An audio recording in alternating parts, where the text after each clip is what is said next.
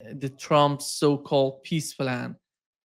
And we had new attacks on Gaza yesterday, more than 120, air attacks on Gaza. And here is what we've heard from the Israeli member of Knesset, Nassim Vatouri. He says the agreement with Gaza is excellent.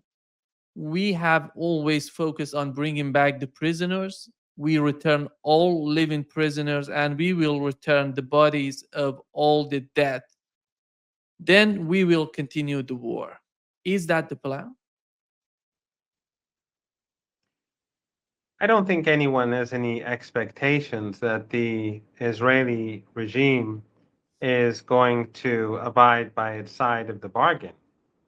And I don't think that Hamas or Palestinian Islamic Jihad or their allies have any illusions about the nature of the Israeli regime.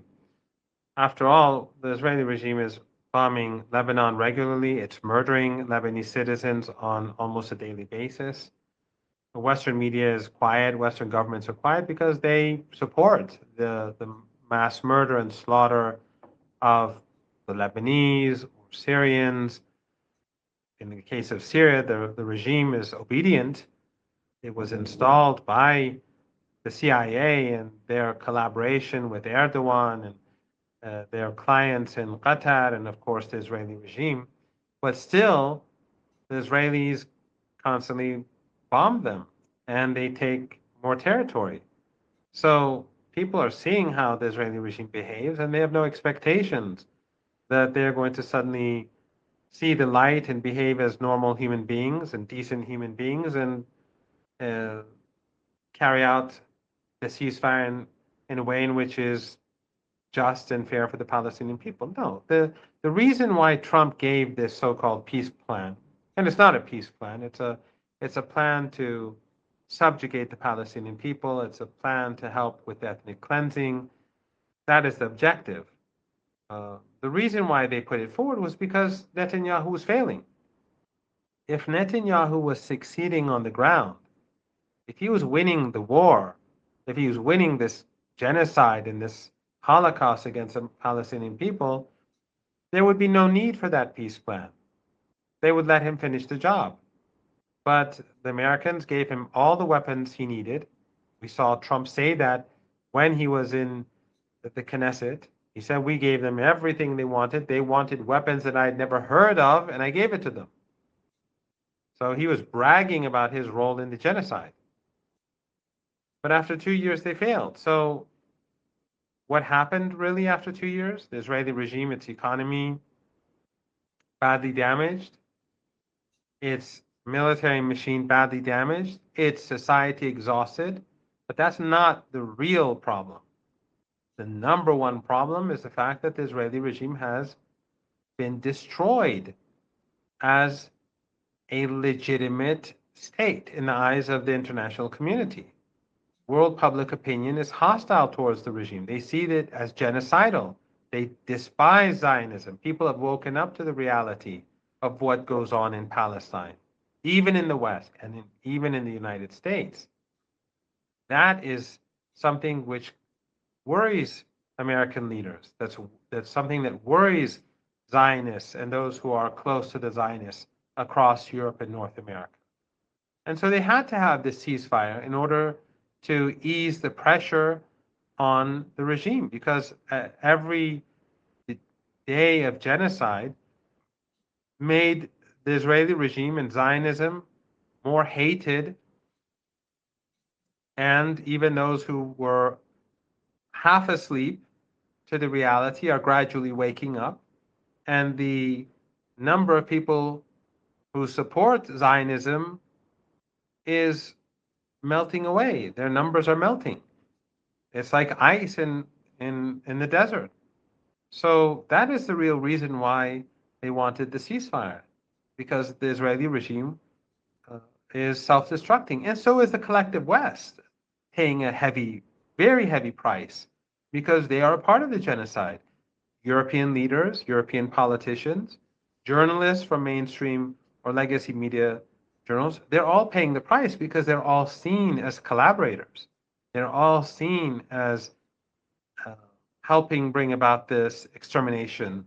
And so the collective West is seen both by ordinary people in the West, but the overwhelming people of the overwhelming majority of people across the world as genocidal.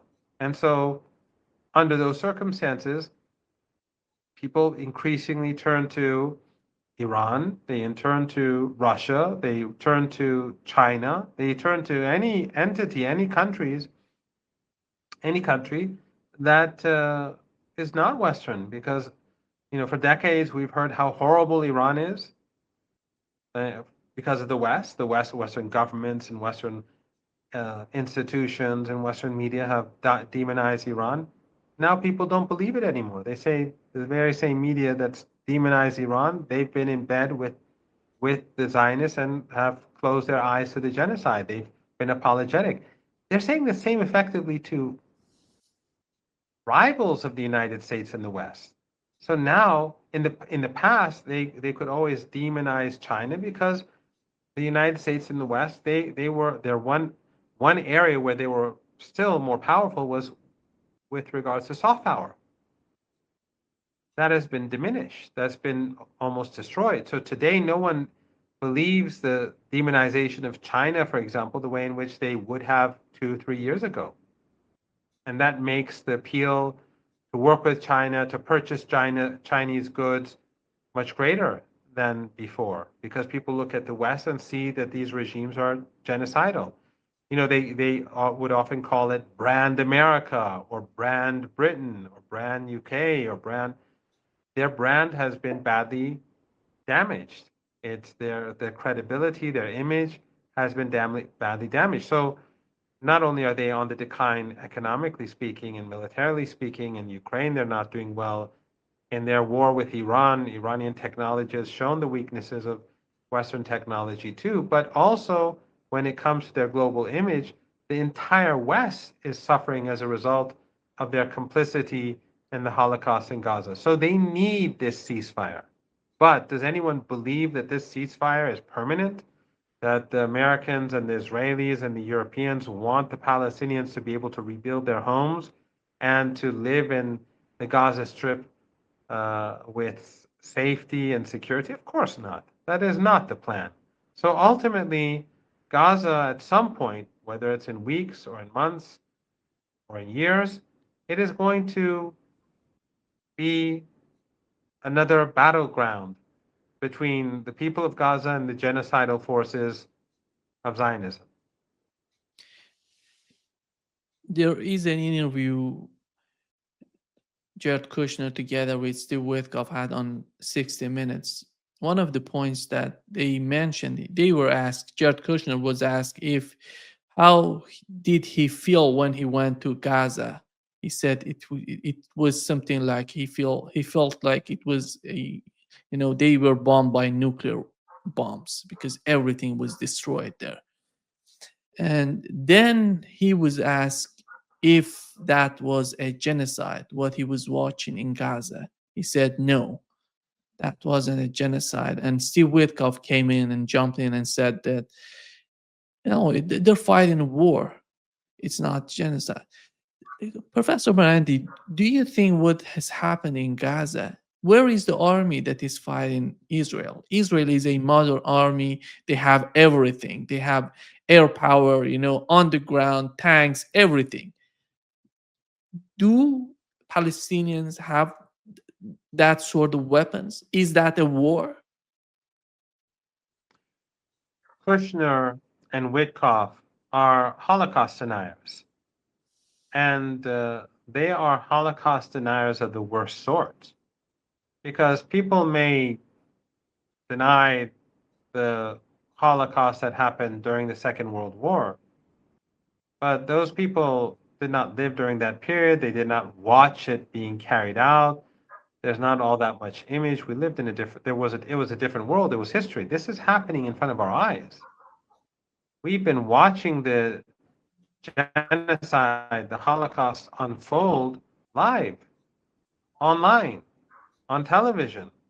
We've seen the images of countless children being torn to shreds, people being burned alive in their tents, mass slaughter, hospitals targeted.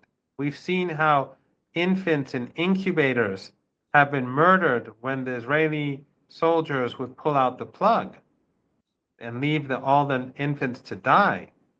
We've seen that happen time after time after time. They've been so innovative in the way in which they slaughter that that we're always being shocked because they murder in new ways.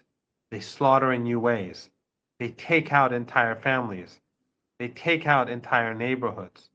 They burn people alive, and others who survive wish they died because they're so badly burned. They, the limbs of people are torn away, and some are left without any legs or hands. They prefer, I'm sure, many of them to die. This is what this genocidal regime has done. And these two men are genocidal. They are as guilty as Netanyahu. And so are all those Western journalists who've refrained from posting these images and talking about the Holocaust and looking away. They are part of that genocide. They are a part of that Holocaust. And Western leaders and all those who try to mislead the public, to hide the reality, to be apologetic for this genocidal regime. It is unforgivable, and no one is going to forget this. This is something that has happened, and it's going to be in the history books. And from now on, these Zionists like Witkoff, sinister Zionists like Witkoff, sinister Zionists like all of those European and American Zionists who've been supporting the Israeli regime, whether it's Kushner or Witkoff or anyone else. It is going to go into history books, and it's not going to go away. People across the world will remember what they did and the role that all these journalists, all these elites, all these politicians played in this. And the problem that the Israeli regime has is that they cannot stop killing. Just yesterday, when they apparently one or two of their soldiers were injured or killed because of a bomb that exploded, which had nothing to do with the resistance, they went out and slaughtered people across Gaza. They bombed from north to south. They knew that it had nothing to do with Hamas. They knew it had nothing to do with the resistance. And they knew that their own soldiers made a mistake and were injured or killed. But they took it out on the Palestinian people. As we speak, they refuse to let in the food that they were supposed to allow to get into Gaza. The amount is 1/8 or 1/9 of what was agreed upon in accordance with the so-called ceasefire. Why? They continue to try to starve children. They try to starve infants, even with the ceasefire. And that shows how sinister they are, and it shows that they were lying during the war because they were saying it's a war. Now there's no war, but they're still preventing food from getting in. And Western journalists are still looking away. It shows just how, I mean, they're exposing themselves further during the ceasefire. They're exposing, just today they went and injured and arrested a number of Palestinians who were fishing off the coast of Gaza. Why? It's a ceasefire. Why? So why are they doing it? Because they want to continue to starve the Palestinian people. They don't let in the food. They don't let in infant formula. They don't let them fish for. They don't let the fishermen capture seafood for people to eat. And then they bomb the city, snipers kill. That's just how Zionists are. That's what they're also doing in Lebanon. That's what they're doing in Syria. That's how the war that they carried out against Iran was. They bombed a building in Iran. They fired missiles at the building, killing 75 people, including between 25 and 30 kids, to kill one person. That's who they are. That's what Zionism is. And that's what ethno-supremacism is. That's what a master race and a master people think about the rest of humanity. And that's why Western elites are quiet, or they continue to look away, or they try to give us, or they misinform us and disinform us in order to allow this to continue, in order to hide the reality on the ground. But it's too late. What has been done has been done.